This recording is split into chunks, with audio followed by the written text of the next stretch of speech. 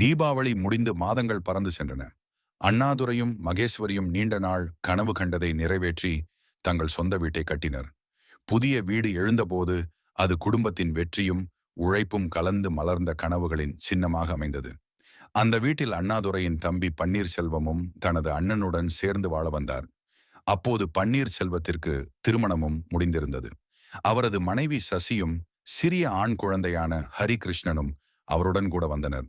புதிய கூட்டம் சேர்ந்ததால் வீடு இன்னும் சுறுசுறுப்பாகி போனது.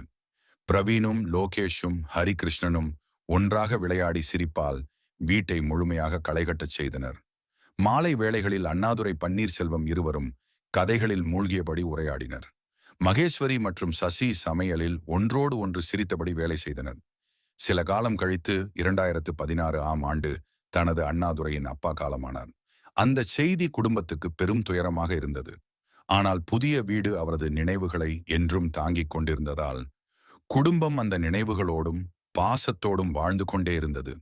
உறவினர்களின் பாசமும் பந்தமும் சேர்ந்திருந்தால் நாம் எதை வேண்டுமானாலும் சாதிக்க முடியும். இந்த கதையை தொடர விரும்பினால் சப்ஸ்கிரைப் செய்து பார்க்கலாம்.